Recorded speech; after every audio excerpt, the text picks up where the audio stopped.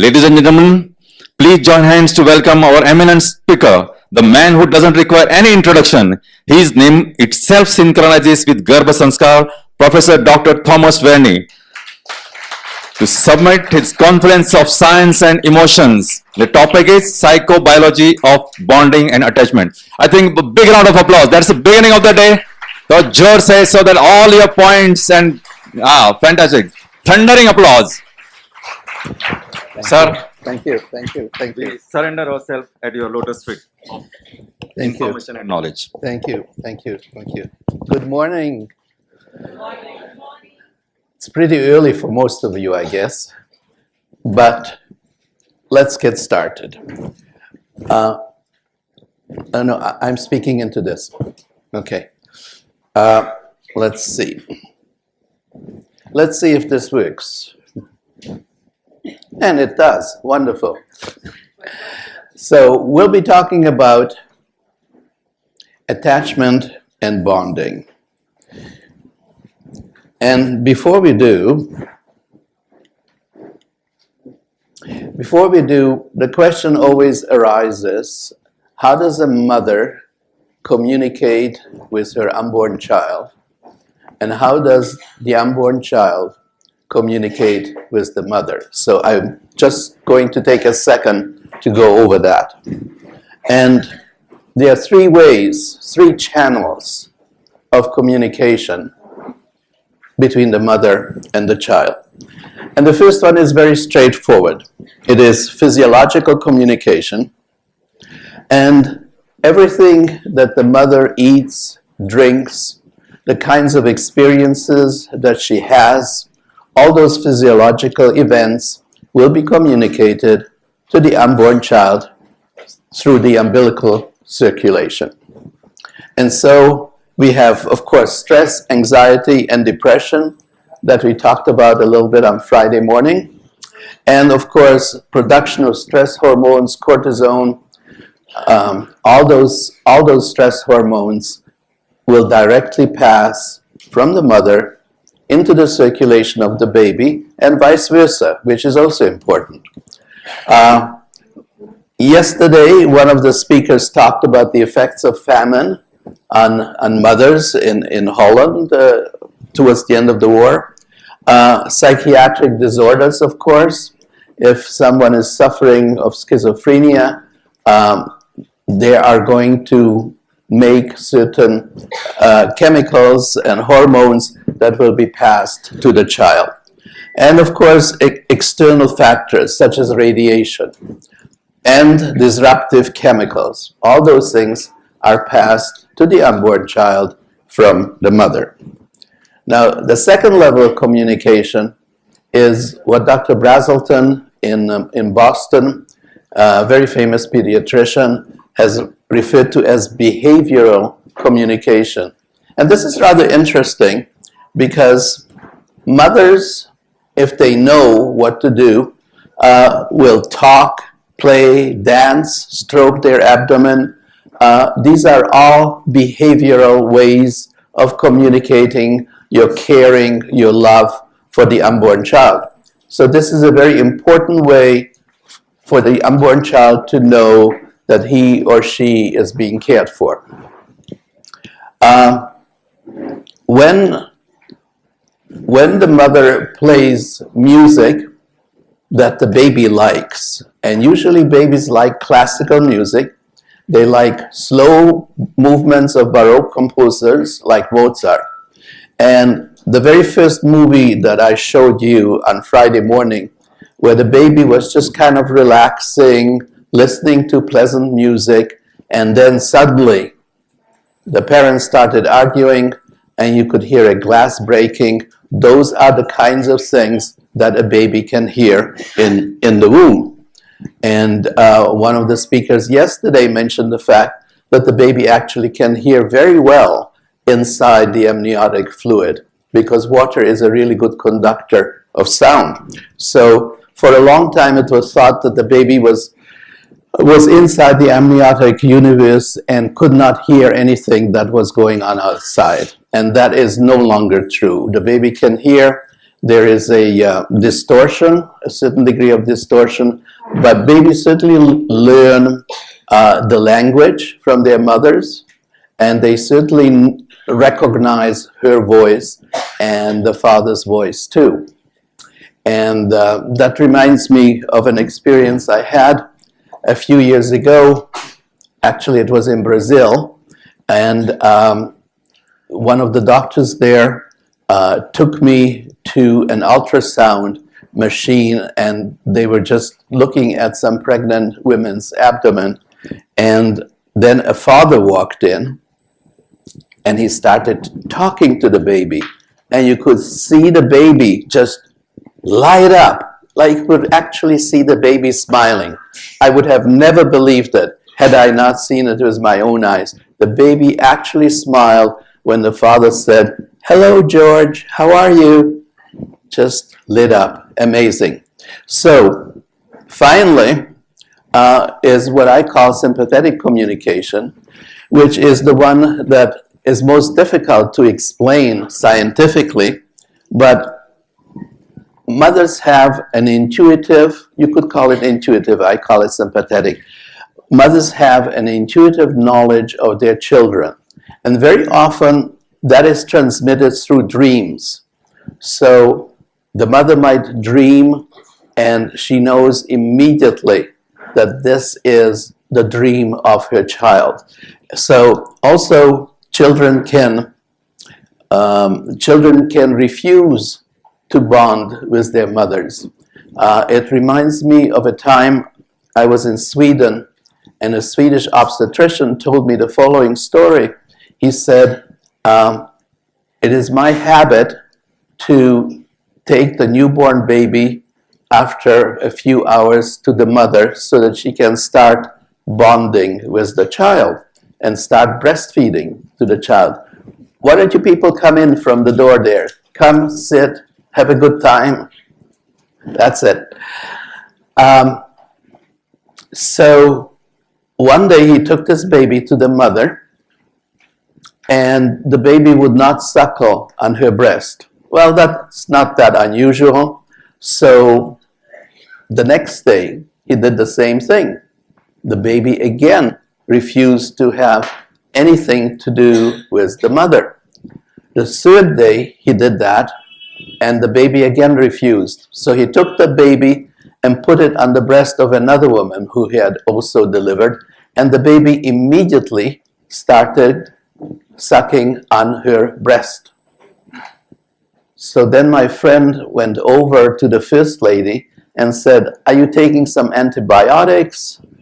Perhaps that's why the baby doesn't want to touch you or be near you." And she said, no, I'm not. So he asked her all kinds of questions, and she always said no.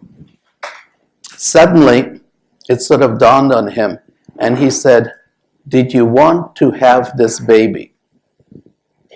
And she said, "Frankly, no, I did not want to have this baby." So he assumed, and I would agree with him, that that baby knew that his mother did not want him. How did that baby know? Through prenatal communication. So one of the important things that I want to leave with you, and it's probably sort of like giving a sermon to the choir, but the important thing is that bonding, attachment start right from conception on. It's not after the baby is born. You have to start relating to the baby from the beginning. The other day, one of my scientific journals had this wonderful, in quotation marks, a wonderful article about an artificial womb, and how wonderful this is going to be for mothers perhaps who have a problem with their womb or carrying the baby to birth. And you can just have this big plastic box, and the baby will be happy in it. Can you believe that? I mean, imagine spending the last 2 months of your being on this earth in a plastic cube without any communication with the mother or anybody, actually. I mean, to me, that's like a prison. That's not a womb. Okay. So we'll talk now about postnatal bonding and attachment. Not this kind of bonding, sorry. This kind of bonding. And bonding can occur both between fathers and their children, of course, and it can occur between mothers, naturally, and their children. I was in Italy a couple of years ago, and this lady here sent me these photographs. And what you can see here is that her little dog was always lying on her abdomen. After the baby was born, the dog was attached to the baby and the baby was attached to the dog. A very good example of prenatal bonding. So, attachment theory states that a child's first relationship is a love relationship that will have profound and lasting effects on an individual's subsequent development. Closeness to the attachment figure provides protection and a psychological sense of security. So, there's a difference between attachment and bonding, strictly scientifically speaking. Very often, the two terms are mixed, but scientifically speaking, strictly, attachment is an enduring emotional bond characterized by a tendency to seek and maintain closeness for a specific person, particularly the mother. So, attachment is from the baby's feelings towards the mother, whereas bonding is the binding love that a parent may feel for their infant. So it's from the mother to the child. So that is bonding. Attachment, feelings from the child to the mother. When attachment is disrupted, okay, and this is where we run into difficulties with children, or very often much later in life, with people who have had attachment problems and consequently don't really develop a secure and trusting relationship with anyone else in the world. These very often we call these people psychopaths or sociopaths. And the reason for that is lack of attachment. So, we'll just, this is from a Romanian orphanage, and the children were not badly treated, they were just not treated. Very little attention was given to the children. 3 times a day, their diapers or clothes were changed, but nobody really talked to them. And so they developed very badly. In fact, there was an incredibly high rate of mortality and morbidity in those children. Now, depending on the kind of parents, of course, you can have different forms of attachment. Parents, and this is all of you guys here, parents who recognize the importance of relationships in their own lives and who can reflect on ways in which the past has influenced their development tend to raise securely attached children. So if you care about yourself, if you care about others, that is communicated to the child, and the child will grow up normal, whatever that means. The ambivalently attached child, now by ambivalence we mean that sometimes it's in love with the mother, sometimes not, it goes back and forth, it's not a total secure relationship. So, ambivalently attached child can't make up his mind about what he wants. When he's held, he wants to be left alone. And when he's left alone, he clings to the mother. Both ambivalent attachment and avoidant attachments, which is even worse, are types of insecure attachment, which are less desirable than secure attachments. Parents who have unresolved trauma or grief through no fault of their own, but they are just preoccupied with their own problems. These children may have tendencies to dissociate, be hostile, and at times violent.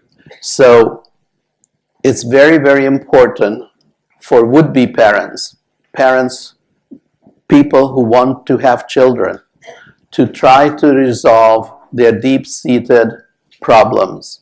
Otherwise, they will just pass it on to the next generation. Parents, this is another type of parent that we should all avoid. Parents who frequently ridicule their children, make fun of their children, develop in them an enduring disposition to shame and low self-esteem. So you definitely don't want that. Mothers who exhibit low levels of affect, in other words, mood, mothers who are depressed, are generally withdrawn, will induce in their infants a state of energy conservation in which the parasympathetic system dominates. Now you all know that we have two autonomic nervous systems. One is called the parasympathetic, the other one is called the sympathetic. The parasympathetic is the one that sort of slows down your metabolism. Usually after a meal, for example, we all feel a little bit sleepy, we want to sit down, we want to relax. That's the parasympathetic system at work. Sympathetic system energizes you. So mothers who are low in their feelings induce those kinds of feelings in their children. These children will have low heart rate levels, low activity levels, feelings of helplessness. In terms of brain architecture, which is very interesting because there actually is a change in brain architecture. In terms of brain architecture, they will have increased parasympathetic and decreased sympathetic innervation of the orbitofrontal system. And we'll come back to the orbitofrontal system in a minute.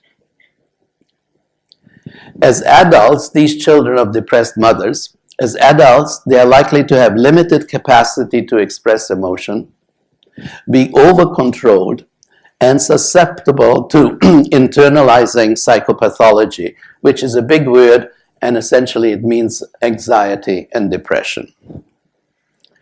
Intrusive mothers. Now, there are a lot of well-meaning but intrusive mothers. An intrusive mother is the kind of mother that when the baby can pay attention only for so long to a face, usually about 30 seconds. After that, it looks away. The intrusive mother will take the baby's head when it's looking away, put it in front of her, say, "Come on, talk to me, don't go away, talk to me." That's an intrusive mother. Let the baby have his own way.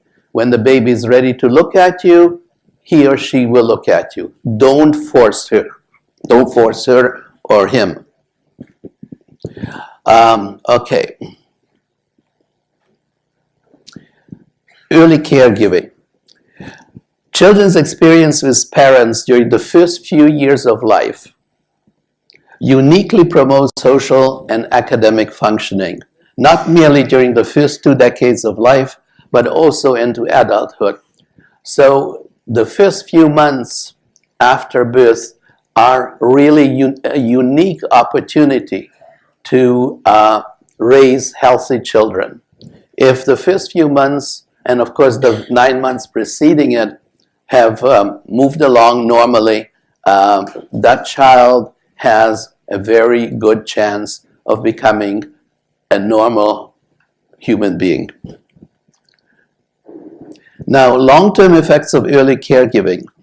Sensitive caregiving, which is the one that we all want to indulge in, is defined as the extent to which a parent responds to a child's signals appropriately, and promptly, which is also very important, Like, don't go and make coffee and then come back.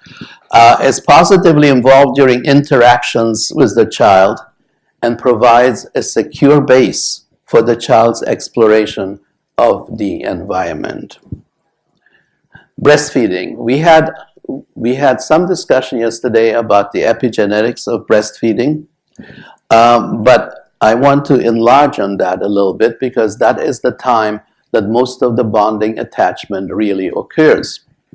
And so breastfeeding leads to an incredible number of good things happening to the baby, but also to the mother. It leads to an increase of ACTH, cortisone, noradrenaline, endorphins. You all know what endorphins are. Those are the make you feel good hormones in your blood system. Oxygen consumption, energy metabolism. All of these changes together, jointly, not any one of them in particular, but all of them together, are responsible for the pleasurable aspects of breastfeeding. If it was not pleasurable, women would give it up. But because it is pleasurable, both for the child and the mother, it helps them to do more of it tomorrow and the day after tomorrow and for many months to follow. So the way this has been designed, if you like, is really very clever. Breast milk contains omega-3 fatty acids. Children who were breastfed for longer periods of time showed, especially at 18 months, better physical and cognitive development compared to a control group. This is a Danish study from 1997 and 2002. Mothers who breastfeed their infants appear to have a significantly reduced risk of Alzheimer's. Prolonged breastfeeding. Information on IQ and breastfeeding was available for 3,500 children.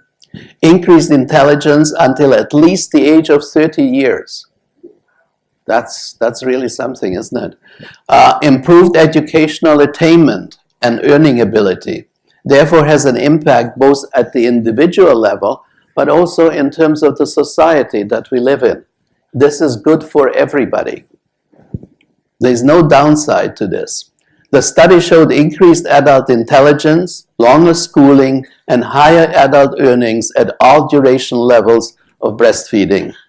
The longer a child was breastfed, up to 12 months, the greater the magnitude of the benefits. So breastfeeding is really by far the best thing. Breast milk gives a boost to premature babies. Again, something that we need to keep in mind. Infants who were mostly fed breast milk during the first 28 days of life did better again. And again, it's IQ, math, working memory.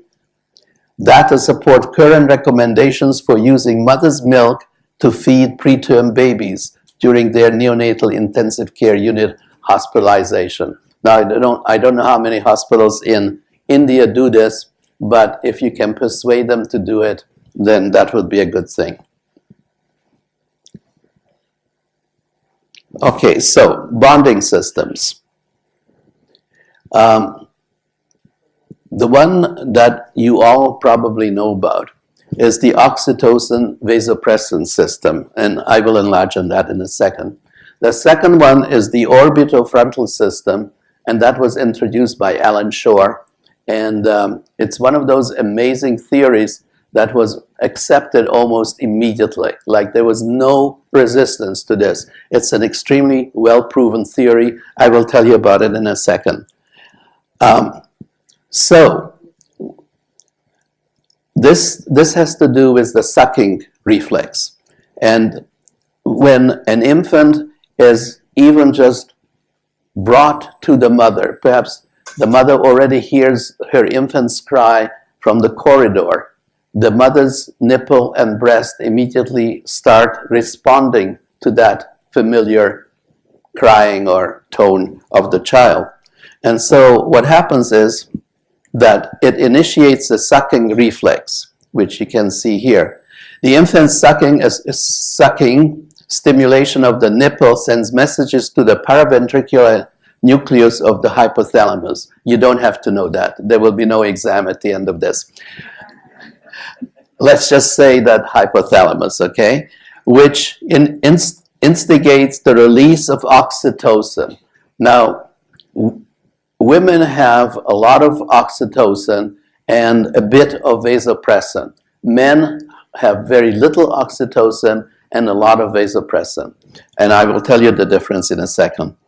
So oxytocin from the posterior pituitary into the circulation, leading to the contraction of smooth muscles in the breast, and then it pumps milk into the nipple and the baby sucks on it and everybody is happy. So this is the oxytocin vasopressin system. Oxytocin is responsible for uterine contractions. So after the baby is born, it is oxytocin which helps the mother to contract her uterus and expel the placenta. It also is responsible for injection of milk during lactation. It increases caretaking in both sexes. So oxytocin is a very positive kind of a hormone. In males, interestingly enough, in males after they have had a child, in males,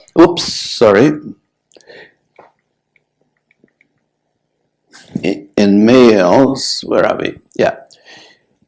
In males, it energizes the gentler aspects of male behavior, increases male and female social and sexual responsiveness, facilitates the perception of emotions in other people's facial expressions, increases trust in humans. Oxytocin, over the last few years, has been used as an inhaler for people who have difficulties relating to other people. So particularly, we're talking about autism and schizophrenia. And the people who suffer of those diseases have problems socializing, have problems trusting. Giving them oxytocin in small amounts seems to overcome that. Low concentrations of oxytocin solidify social memories. So you remember shaking the hand of a friend if you have oxytocin in your system. High concentrations of oxytocin impair social memories. This is an interesting thing about hormones. There's no such a thing as a good hormone or a bad hormone. It all depends on the concentration you have in your blood. So that's something to keep in mind. Oxytocin and vasopressin aid in the release of endorphins, so that's good. And oxytocin acts centrally to stimulate both branches of the vagus nerve. And the vagus nerve is the longest nerve that we have in our bodies. It's the tense cranial nerve. It goes from the brain to the heart and to the gastrointestinal tract. Very, very important in everything that we do. Vasopressin. Vasopressin increases male sexual persistence, such as courtship, and in females, it energizes more aggressive aspects of maternal behavior. So you have often seen, I'm sure, documentaries on lions and how the mother lion will protect her little children. That is vasopressin at work. So oxytocin makes males gentler, and vasopressin makes women more aggressive in order so that they can protect their children. Okay, so here is a cross-section of the brain. This is the prefrontal cortex that we'll be talking about in a second. It's the part of the brain up here, just over the eyes, which is the most recent development in terms of evolution. So it's the prefrontal cortex which makes us who we are in terms of our best human qualities. This is where we plan our future. This is where we have a sense of humor. All the good things about being human are in the prefrontal cortex. So the right orbital frontal cortex, and this is really exciting stuff, I think. The right the right orbitofrontal cortex is dominant for the processing, expression, regulation of emotions. It also stores memories of emotional phases, so that you will remember your mother crying. That will be the prefrontal cortex. This is how bonding attachment occurs. I will show you in a second. So what happens here is that there's mutual eye contact, and the mother looks at the baby and the baby looks back at her. Mom's radiant smile gets a response, baby smiles, right brain attunement. And the way Dr. Alan Shore explains this is, imagine that you have two tuning forks, and I hit this tuning fork and it starts vibrating. Immediately this other tuning fork starts vibrating at the same frequency. That's what happens here. The mother sends out signals to the right orbitofrontal cortex of the baby. The baby is stimulated by this, and she sends back the same kind of signals to the mother, and for a few seconds or minutes they are truly eye to eye communicating with each other. That's the essence of bonding and attachment. In attachment experiences, and this is very, very scientific language, but essentially it tells you what I've just told you. In attachment experiences, the output of the mother's corticolimbic regions, especially her right frontal regions, serves as a template for the imprinting of the infant's developing corticolimbic regions. The secure mother,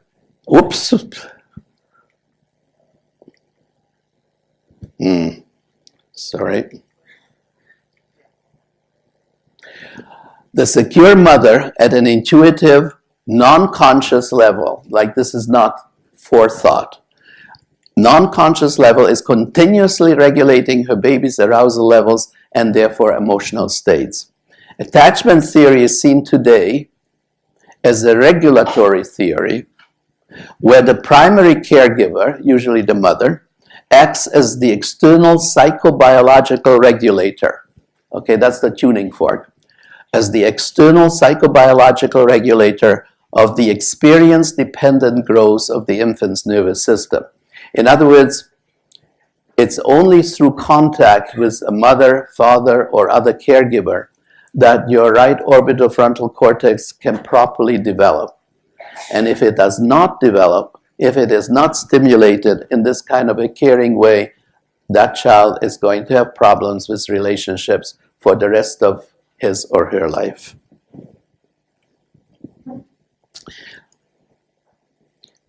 So this is the most recent discovery.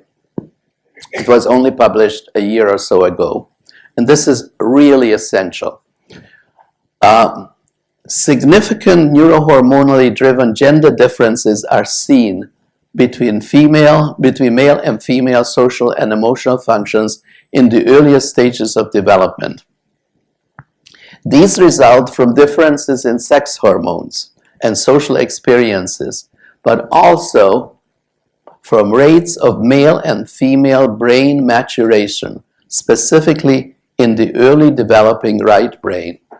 And what has been established scientifically now is that the brains of boys develop more slowly than the brains of women. 10 minutes? Yeah. Well, most importantly, and this is really fine, because if you just take this home with you, it will be with you while having come here. Most importantly, the stress-regulating circuits of the male mature more slowly than those of the female in the prenatal, perinatal, and postnatal critical periods. This accounts for the well-known fact that morbidity and mortality in boys is much higher than in girls. And of course, later in life, males, by and large, die earlier than women. And all of that is because of this stress regulating circuit that develops more slowly in boys. Now, what are the consequences? Okay, we're gonna drop cuteness.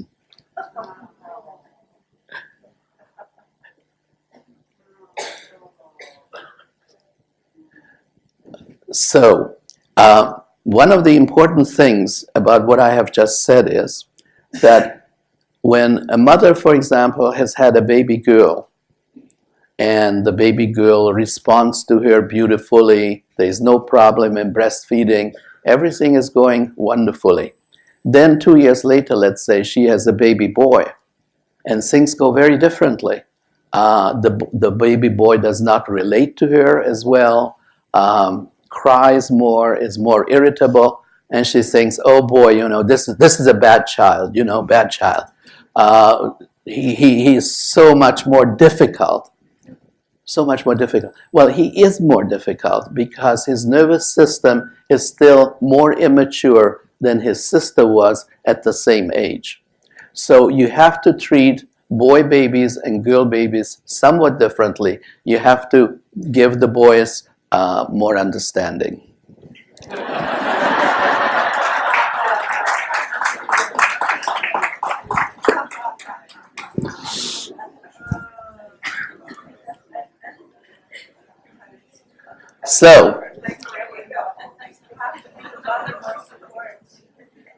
So let me bring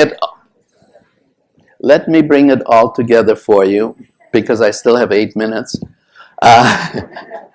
So what I call conscious parenting is this. In the preconception stage, I want to leave this with you. It's not directly related to bonding and attachment, but I think it's important for me to mention this to you. In the preconception stage, I would say to parents, obtain information about which physical and chemical toxins to avoid before conception and during pregnancy. What is very important, and so far has not been mentioned, so I will mention it here today, honestly assess your readiness for challenges of pregnancy and raising a child. If problems of a medical, psychological, or financial nature arise, avail yourself of help. Don't be too proud, ask for help. That's why we have professionals here, right? During conception, ideally, every child should be a wanted child. Now that's ideal. Every child should be created as an expression of the love the parents feel for each other.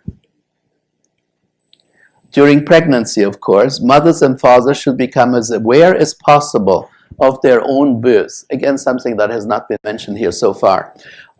Their childhoods and their relationships to their parents. So if, for example, you were born as a cesarean section, it is very easy for that particular woman to think unconsciously that she is going to give birth also through cesarean section. It's just in her head. She has been programmed. So it's very important to to talk about that, and hopefully to somehow get a hold of it so that it does not have you in its hold. Each partner should explore their relationship to each other honestly and their hopes and fears. So if you have a father who wants to have a boy so that he can become a cricket champion and represent India against Australia, then these are some of the things that should be talked about. Parents-to-be must learn to appreciate the fact that the unborn child is not just a blot of protoplasm. It's not a little goldfish swimming in a tank. It is a sensing, feeling, remembering human being. May be very young, but it is a human being. Parents ought to communicate their love and thus bond with their unborn child from conception on, through talking, singing, visualizations. Bonding should start at conception. Mother and father should attend prenatal classes, of course.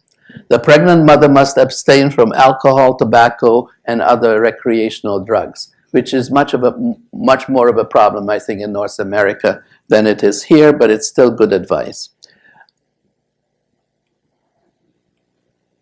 Labor and delivery. If at all possible, mother's partner should be present.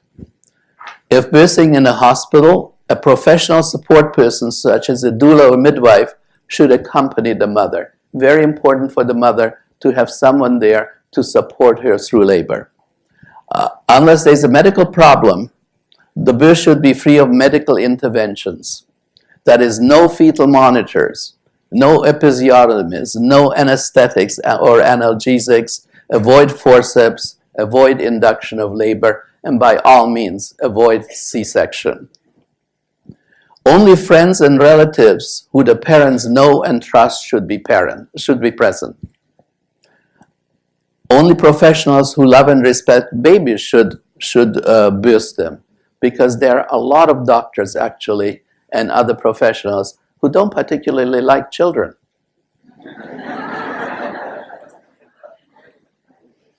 The newborn. Say only complimentary things about your newborn. Remember, your child is listening, and everything that goes into the head is remembered. May not be consciously remembered, but it's there, okay? It's like gravity. You don't know that gravity is exerting a force on me here, but if I throw this up, it will surely come down. So, that's gravity at work. So it's the same thing here. Be very careful to say only positive things in front of the child. Don't say, oh my God, her head is so ugly. Insist on holding your baby right away and rooming in with her. Resist or at least delay for as long as possible the administration of silver nitrate and other routine medications. Oppose circumcision or any other form of genital mutilation. Leave the hospital as soon as possible. You like that? You like that? Nurse your baby for at least 3 months. If you cannot breastfeed your baby, bottle feed her while cradling her in your arms and giving her your full attention.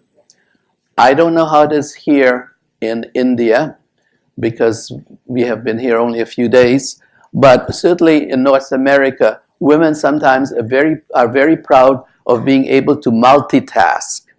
So here's the baby, here I am on the telephone, here I'm cooking dinner.